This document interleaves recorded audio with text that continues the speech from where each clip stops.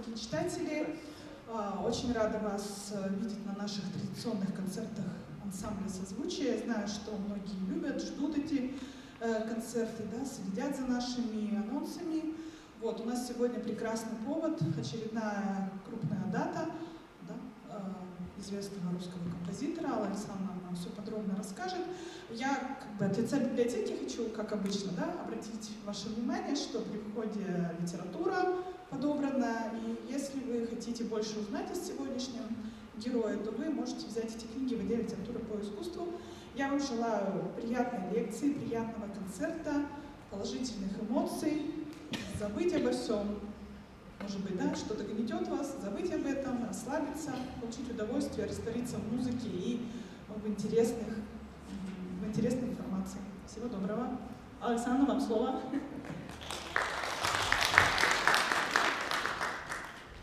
Дорогие наши слушатели, наши зрители, очень рады в очередной раз выступить перед вами, потому что музыка, она наполняет душу и сердце.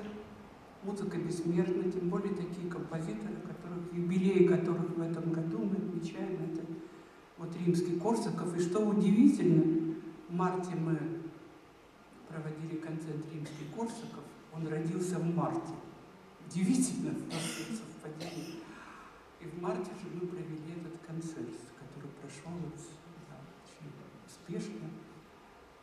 А Глинка, Михаил Глинка родился 20 мая.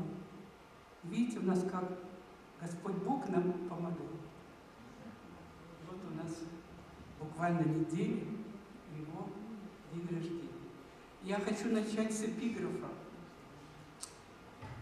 Следы исчезнут поколений, но жив талант, бессмертен гений. Но Глинка — это, можно сказать, это начало всех начал. Глинка в музыке — это то, что Пушкин Александр Сергеевич в литературе. То есть он проложил, он первопроходец. После него создатели русской композиторской школы. После него стали творить и Доргомышский Александр Сергеевич, с которым они встречались, и композиторы «Могучей кучки». Балакирев молодой к нему бегал, Глинки. Создатели «Могучей кучки», их назвали из 5 композиторов. Чайковский. Они все обожали Глинку. Потому что Глинка — это насколько удивительно, такой многогранный. Это удивительно. Он создал классические произведения, до Глинки не было. Там оперы были с разговорными диалогами, там были какие-то и Алябьев, и Гурьев в романсе, там, Варламов, Верстовский, были Фомин еще раньше, в XVIII веке. То есть были русские композиторы. Но вот именно композиторская школа и основоположником русской классической музыки явился Михаил Иванович Глинка. И что вы знаете, что удивительно, он соединил в себе народную песню, народное творчество с достижениями западноевропейской культуры, музыки во всех областях. Потому он учился. Тогда еще не было профессионального музыкального образования, но только консерватория появилась в 1862 году. Открыл Антон Рубинштейн, а потом уже в Москве. Брат его, Николай Рубинштейн, первая консерватория. Но они все учились. И потом они с детства, это было заложено, у них были гувернантки, которые учили языкам, там, географии и музыке. Брали, они все играли, они все как бы обучались и музыке, и пению, и танцам. То есть вот дворянское сословие, оно, конечно, было все обучено правильно. И у Глинка родился вообще на Смоленщине, и в 8 лет он пережил, семья пережила, конечно, трагедию. В 812 году французы, знаете, да, Первой Великой Отечественной войны напали на Россию, им пришлось бегством спасаться. И вот эти впечатления, наверное, детских лет у Глинки отложились уже в более зрелом возрасте, когда он создает свои величайшие произведения. И две ипостаси его музыки – это народность и патриотизм. Он создал первую патриотическую оперу, героический народный музыкальный драма, и вывел крестьянина Сабинина героем. Он сначала вообще Иван Сусанин хотел назвать, но так как автор либретто был барон Розен, ему не разрешили. И назвали «Жить за царя». И царь очень принимал. Он даже перстень ему подарил в награду. Николай I. Вот. И эта опера была принята очень, как бы, тепло. В отличие от второй оперы, от Руслана Людмилы. И вот этот патриотизм его, наверное, с детства. Потом он вообще был очень привлекательной наружности, хотя невысокого роста. Вот. Но болезненный. Очень мальчик был болезненный. Потому что до него умер ребенок в семье. Вот, отец его был отставным капитаном. Но неплохо и родители и играли, и пели тоже. В доме звучала все время музыка. Его обучали игре на скрипке, на фортепиано, на флейте. Он 3 инструмента освоил. Но так как он был болезненным, приехала бабушка и сказала, что я вам не доверяю воспитание Мишеля. И забрала его к себе. И до 6 лет он воспитывался у деспотичной бабушки, которая его никуда не выпускала, только в церковь, и то за ручку по воскресеньям. И вот до 6 лет он почти в заперти провел в заперти. Потом в 6 лет, когда бабушки не стало, он к родителям вернулся. И вот началось его вот и гувернантки, и музыка, и науки разные. И он еще что? Почему у него народность? Он вообще такая, у него есть фраза: создает музыку народ, а мы, художники, только ее аранжируем, то есть обрабатываем. Насколько у него была любовь к народу, откуда это было? Это, наверное, генетически было. И еще он воспитывался там, дядя у него жил по соседству, и он ездил, у него был крепостной оркестр. Там звучали песни, народные танцы, и он вот впитывал в себя. Он даже одно время, когда уже в благородном пансионе, он когда приезжал к родителям, он дирижировал этим крепостным оркестром, а там были очень талантливые музыканты. И он себя все это впитал. Поэтому у него вот недаром, у него потом Камаринская появилась. Первая песня «Из-за гор высоких» — это свадебная лирическая, вторая — Камаринская пляска, которую он тоже у дяди видел, как танцевали, какие были талантливые музыканты крепостные. Вообще крепостные ведь очень талантливые. Помните про Прасковью Жемчугову, тоже актриса,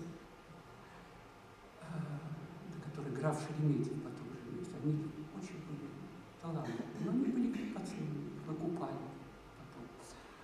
Вот. И поэтому вот он впитал вот эту народную культуру уже с детских буквально лет. Но очень любил. И народные песни у него, народные мелодии у него звучат везде, особенно в Иване Сусанине. В Руслане были интонации романса, вот когда Людмила там в садах Черномора, там ария скрипка есть, там как лирический романс.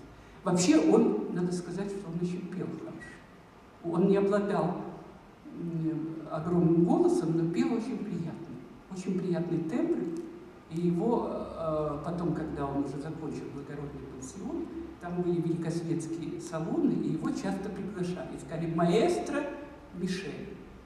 И он там пел и играл на фортепиано, и его очень любили его концерты. Вообще был очень общительный, многогранный. Он и художник, и литератор, и с литераторами дружил, с Пушкиным, кстати, они встречались.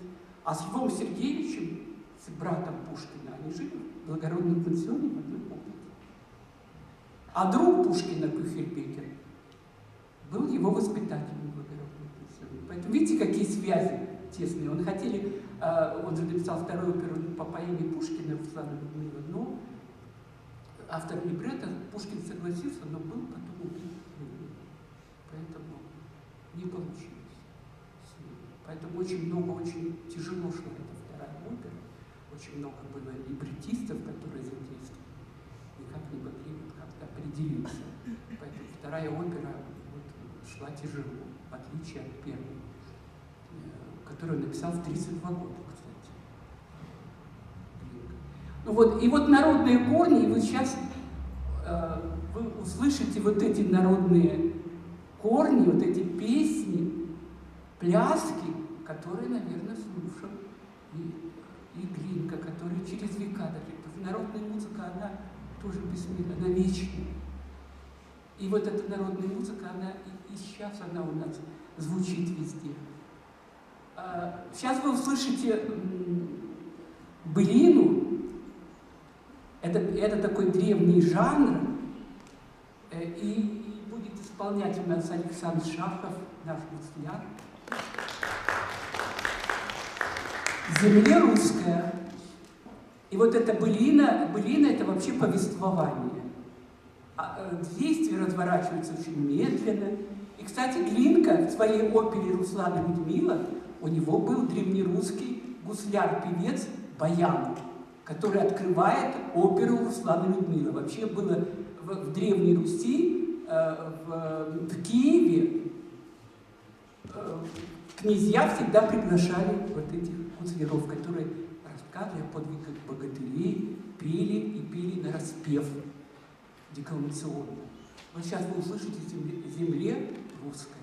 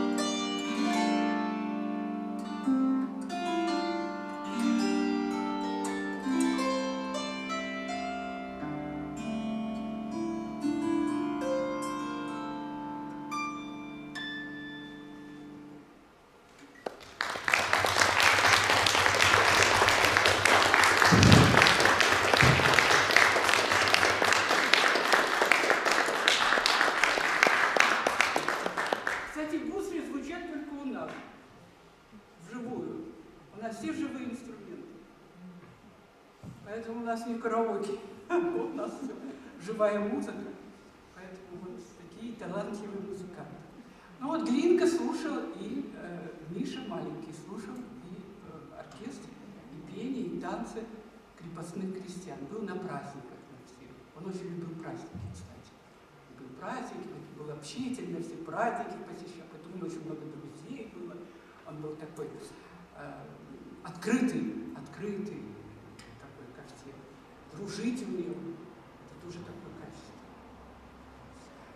качество. И вот он слушал такие инструменты, как сопень, дуда, вот, наверное, и гусли. И любимый инструмент у него был балалайка. И вот в Камаринской, я уже говорила, в две темы, вот вторая тема, плясовая, Камаринская, она вот как раз под балалайку была. Плясали, танцевали гармошку и гармонии балалайку. И вот сейчас вы услышите тоже такого талантливого балалайшника, лауреата 3 конкурсов, даже международных, витебских.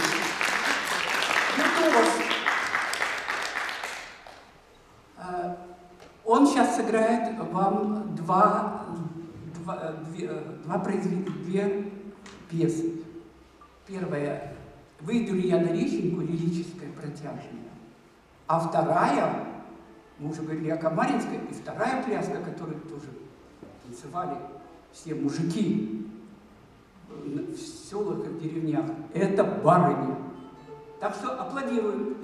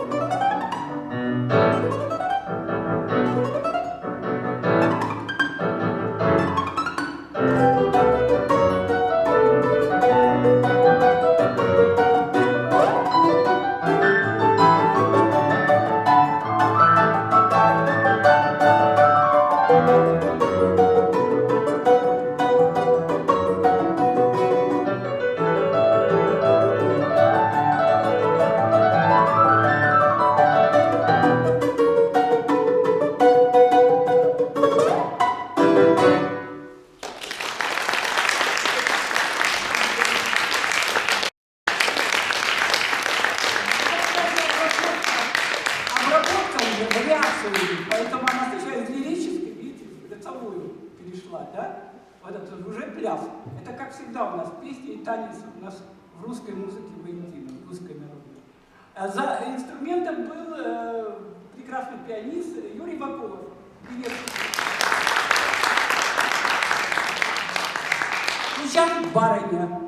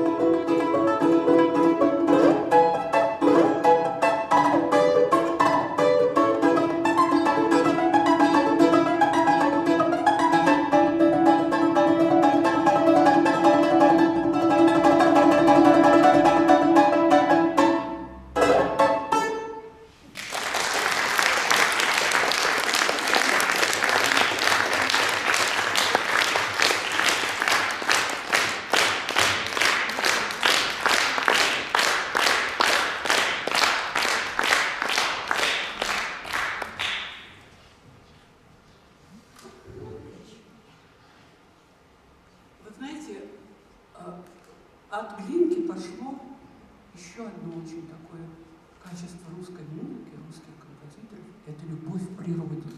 Мы уже говорили, когда Римский-Корсаков в марте, как любил Николай Андреевич Римский-Корсаков природу. Обожал. И сколько у него такой и море, и лес, и поля, и леса, очень много произведений. Но это началось все в Глинке. У Чайковского. Чайковский берет, в ополе берет и стояла в финале 4-й симфонии, подлинную народную. Вот даже фильм, кто смотрел, вот его недавно повторяли, про Чайковского, «Среди белых берез». Вот это символ России, да, березы. А уж это пошло все с Глинки. И любовь к птичкам, к любым. Он обожал птичек. И поэтому он писал про них. У него, кстати, когда он в Новоспасском, в имении родился, к нему, к окну прилетал все время соловей. Он открывал окно, и тут ему пел. Потому что Глинка сам соловей был. Соловушка. И вот он все время им любовался. И у него, видите, он и написал про соловья.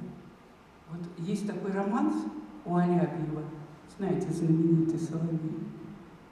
А он написал вариации на эту тему этого романса Соловья «Для фортепиано». Вот сейчас вы услышите фрагмент этих вариаций Соловья. Надежда Павлова.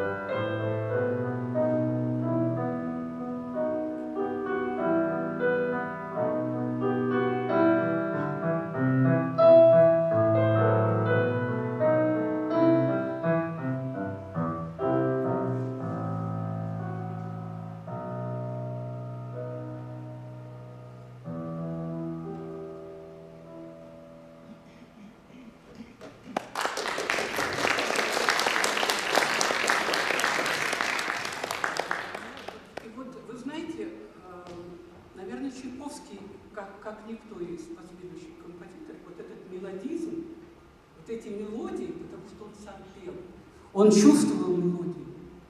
И поэтому, когда человек поет, он чувствует, и он, вот этот мелодизм выдающийся, он у всех русских, но у Чайковского, наверное, он проявился в большей степени из всех, тоже мелодические, его произведения тоже такие мелодичные, напевные, задушевные. Вот, и этот Соловей,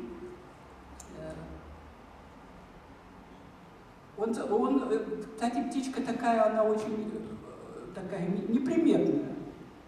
Вот мне удалось посмотреть, вот удивительно, я когда готовилась к концерту, удалось посмотреть «Соловьиный рай», такой фильм был по культуре.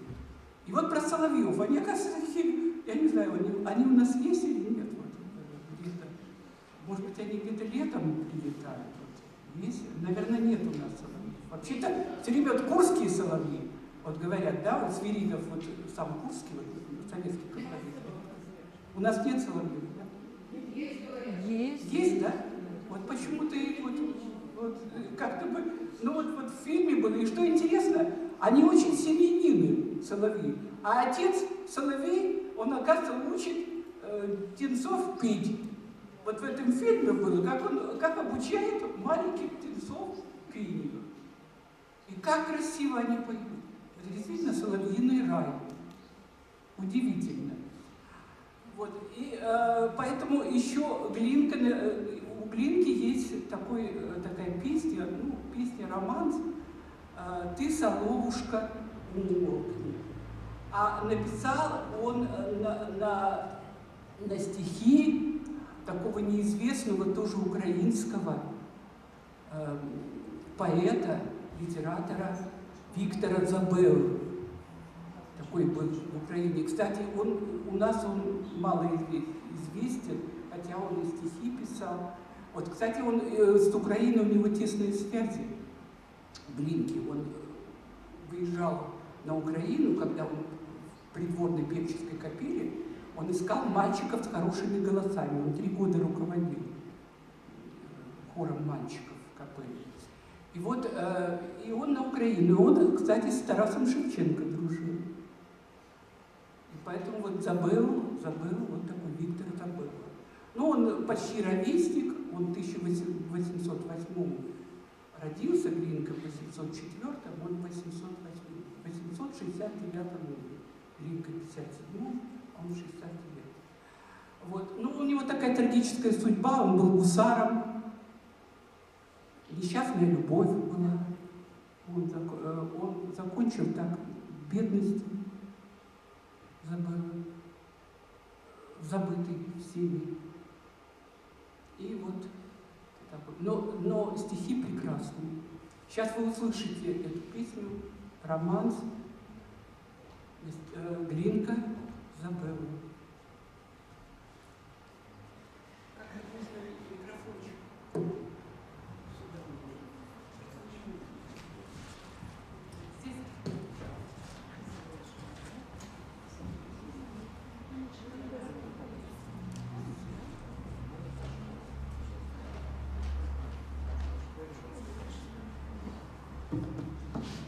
За фортепиано Надежда Павловна.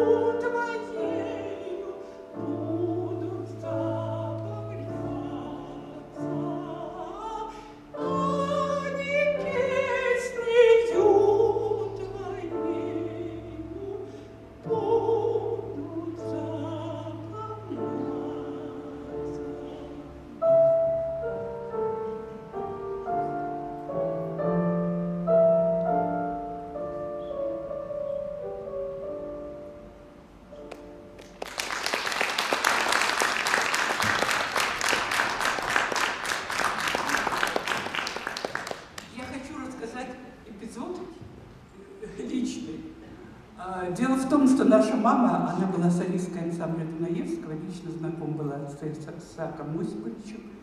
Была там 4 солистки были, она ленинградка. Вот. И она пошла во дворец пионеров, он на Мойке. Вот. Мы часто туда ездили с ней, по театрам, везде она меня водила. И вот, что удивительно, знаете, вот это, наверное, мамочка, что ли, как ангел-хранитель. Она сначала танцевальную группу, там была танцевальная группа, хоровая, большой четырехголосный хор. Там, кстати, вел регент, бывший регент, Григорий Иванович Беззубов. Известный очень график, много учеников, хоры вел везде. И вот, но она в танцевальную группу, а потом она располнела в 12 лет. И она пошла прослушиваться в хоровую группу. И вот Исаак-Осипович сидит, и, значит, мама поет, и она пела «Ты, соловушка, умолкни», вот эту. Так что это в память моей мамочки.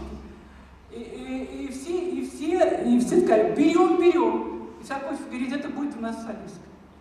У нее был прекрасный от природы голос, она не знала нот, но пела великолепно. Мы с ней дуэты перепели очень всяких и романсов, и дуэтов, и песен. Она обожала Дунаевского до конца жизни. Она пела в кинотеатре «Родина», может, кто знает, перед сеансами, песни Дунаевского и «Заперет». Она вот очень много. У нее было артистов таких знакомых, с которыми дружила тоже. Она была очень такая открытая, и артистов со многими дружила. Вот такой, ведь видите, такой вот связь поколений, может быть, тоже, да? Вот связь поколений, и вот эта вот песня, сегодня я, конечно, волновалась, потому что я слышала, что мамочка вот это пела, и как она пела, у нее был такой голос, тембр удивительный был. И он всем, Дунаевский дал вот 4 солисткам, все были бывшие примы Мариинского театра, педагоги. И она пела даже «Мадам Баттерфляй» из Чунчуса. Вот когда-то Дунаевский дошел, говорит: а чем вы даете колоратуру? У нее лирическое сопрано. Вот такие связи. И вот еще такая вот удивительная птичка, жаворонок. Она тоже такая неприметная, но жаворонок, тоже жаворонка посвятили. У Чайковского есть жаворонок, знаете, наверное, детском, у кого дети занимаются, песнь жаворонка играют очень много. Вот этот триллер, он тоже такая птичка, очень певучая, прекрасно поет. И вот жаворонок, есть такой романс у Глинки тоже «Жаворонок».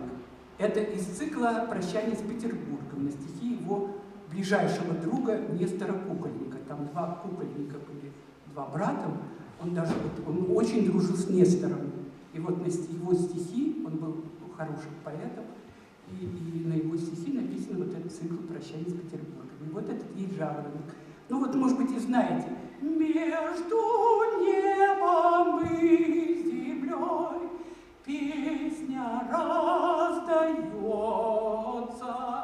А сейчас вы услышите фортепианное произведение. Это обработка уже Миля Алексеевича Балакирева. Мы о нем сегодня вспоминали, говорили, что это глава могучей кучки, который тоже очень любил народные песни и романсы. Он обожал, как пел Глинка. Обожал. И вот он сделал обработку вот этого жаворонка. Сейчас вы услышите Глинка, Балакирев, фортепианное произведение, Юрий Вакулов.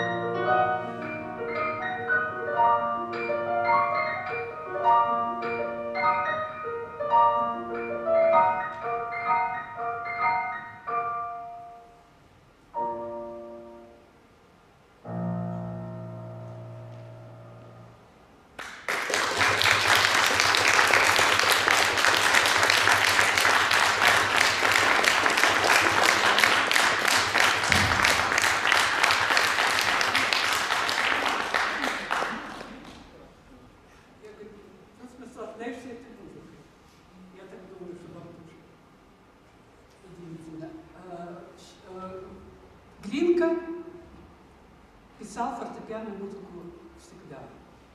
И для маленьких детей, и для более взрослых музыкантов. Но очень часто его вот музыка, вот вы заметили, что и соловушка, и вот жаворонок, какая-то светлая мечта. Ну, может быть, в силу своего здоровья он все время ездил за границу лечиться. Он и в Италии жил, и в Испании жил, и в Германии жил. Вот учился у немецкого теоретика Дэна, кстати, он последний, кто с кем Глинка вот общался, когда он умер. Умер, конечно, в 53 года, и вот он вызвал врача в Германии, был в Берлине. Вот с ним у него такая тесная дружба, и поэтому они всю жизнь. И он вообще в свои произведения, у него есть такие книги, которые посвящены именно странам, в которых он бывал. Это Арагонская охота, Ночь в Мадриде, испанская. Вот много разной музыки, и романсов писал, и баркаролы писал. Песни в воде, Италии, знаете, да, итальянская музыка. Но он с такой любовью тоже, так же, как и русскую, он и любил и музыку других народов. Вот самый популярный, кстати, танец был в Европе в то время. Знаете, да? Какой танец? Еще король вальса Иоганн Штраус в Вене. Это какой? Кто он? Это танец вальс. Да. Вальс вообще, вальсы писали все композиторы. Все, и западноевропейские, и русские композиторы. И писали и другие. Вот, кстати, в опере «Иван Сусанин» там 4 танца. Там краковяк, это краковяк, это польский танец, полонез, краковяк, мазурка и вальс. Вот. Вальс это немецкий танец, а все остальные это... И кстати, мазурки писали все композиторы. Тоже и западноевропейские. Особенно прославился, конечно, пианист такой был, в Польше жил. У него целые циклы есть и вальсов, и мазурки, Фредерик Шопен. Но он писал такой романтик, тоже композитор-романтик, он писал, это не бытовые танцы, это танцы уже романтические и классические танцы. Вот сейчас вы услышите 2 танца, уже западноевропейские, для фортепиано. Первый это прощальный вальс. Прощальный вальс. Вот прощальный. Почему-то у него вот прощание с Петербургом, прощальный вальс. А почему? Вальс «Фантазия» у него есть такой вальс, который посвящен, кстати, дочери Анны Керн, которую, знаете, да, я помню «Чудное мгновение». Кстати, у Глинки такой романс есть, посвященный Анне Керн. А вальс «Фантазию» посвятил Екатерине Керн, которую любил безумно. Но потом они расстались, его увезли, потому что, композитор бедный, а Анна Петровна Керн была же замужем за генералом, и потом как-то все это не получилось. И вот сейчас прощальный вальс.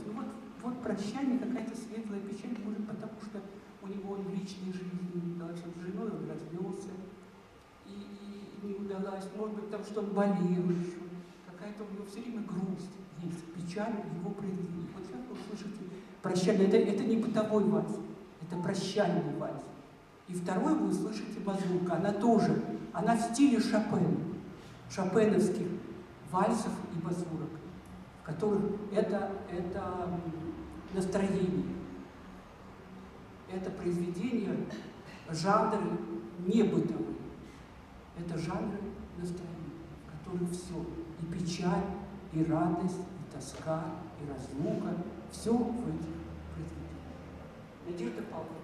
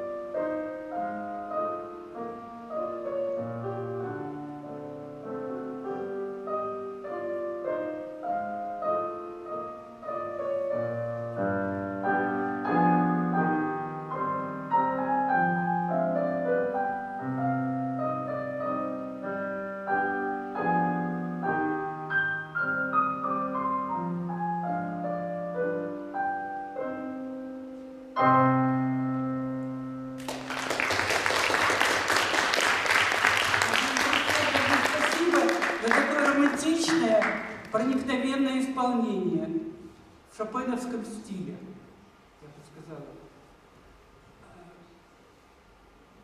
Лирическое такое вот именно исполнение. Вот сейчас вы услышите другой вальс. Вальс из оперы «Иван Сусанин». Ну вот Иван Сусанин, мы говорили, это патриотическое, это мы уже говорили о польском акте. Там три танца польских. И, кстати, мазурка, вот сейчас Надежда Александровна сыграла мазурку, она лирическая, она такая проникновенная, она душевная, она задушевность такая, пластичность.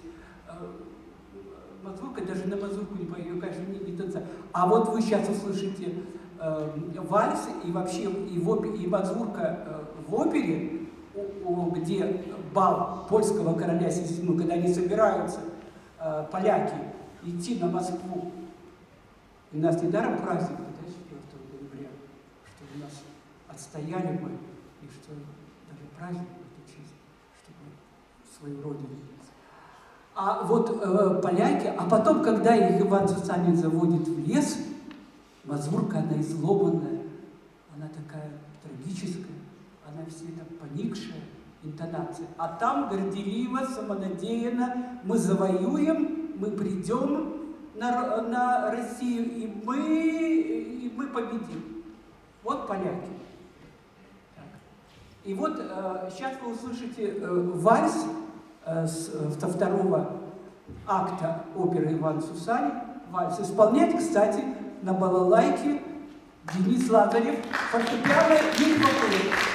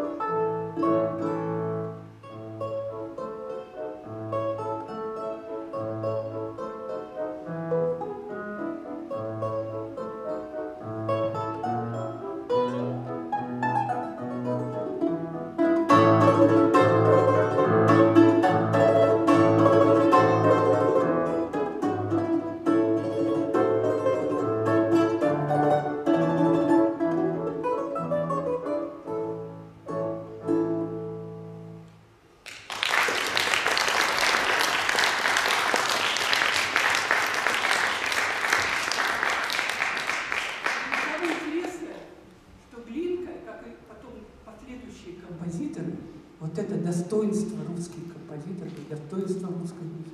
Он не делает ее уродой, что они враги. Эта музыка красота, красивая, она мелодически богата. Глинка с уважением относится к национальной культуре других народов. Хотя это враги, но он характеризует там блестящие танцы, конечно. По музыке это великолепно. Но вот мазурка, она, конечно, характеристика.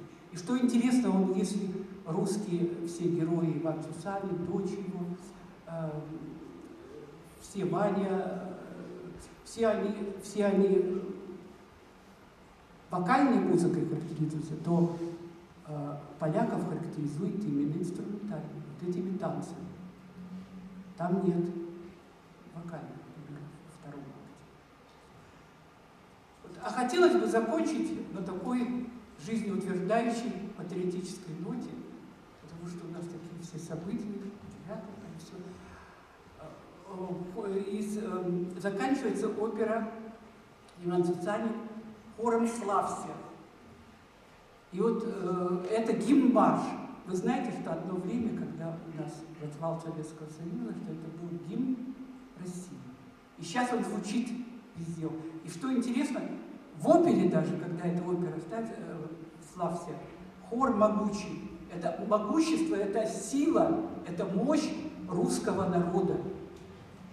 Торжественная, хотя она и в быстром темпе идет, но это гимн, поэтому называется гимн-марш. Он не гимн в своем таком традиционном, хотя и гимн у нас какой красивый. И сейчас вот, когда инаугурация президента, «Славься» звучала, и с колоколами звучала, и с залпами звучала, потому что это красота, это мощь, это тот же, как и гимн, это действительно музыка, что победная. Это мощь русского нашего народа и русской нашей страны. Несмотря на все, мы все равно мы выстоим. И вот сейчас я думаю, со всем залом, вы все знаете этот гимн, подпевайте, пожалуйста.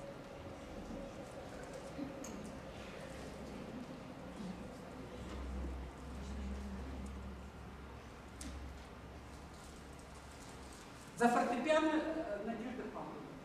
Переложи.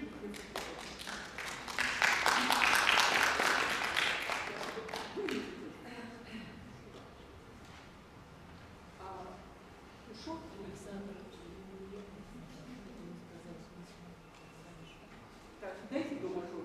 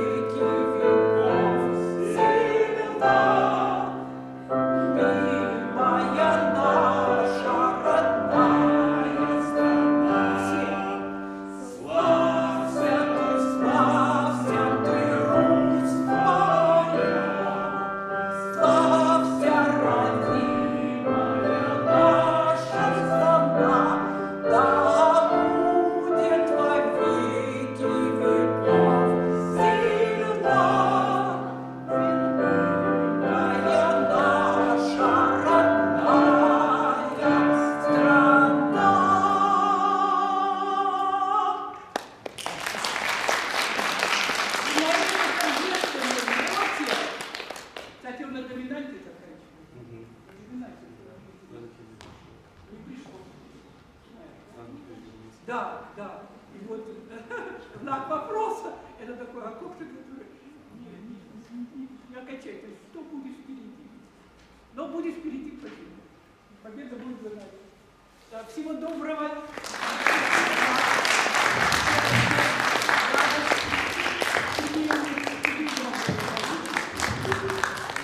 А вот я, пожалуйста, еще минуточку. Да, минуточку. Представлю наших музыкантов. Так, Надежда пианистская, прекрасно лирическая, шопеновского стиля. Надежда Павловна. Виртуоз пианист Юрий Бакулов.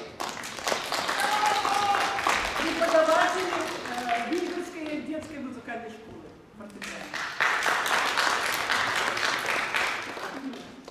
Денис Лазарев, солист филармонии, лауреат всяческих конкурсов, виртуоз балалайки.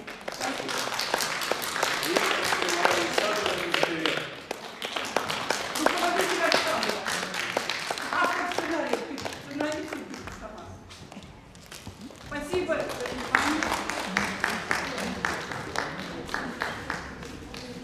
Мои студенты.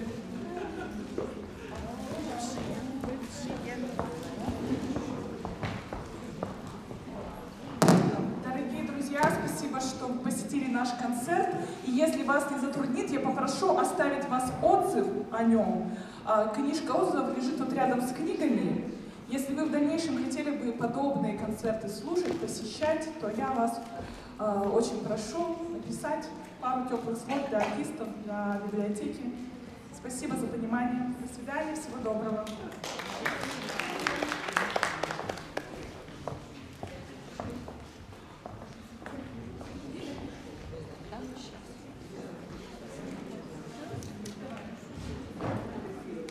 Вячеслав, идите с нами. Все, девочки, Наташа.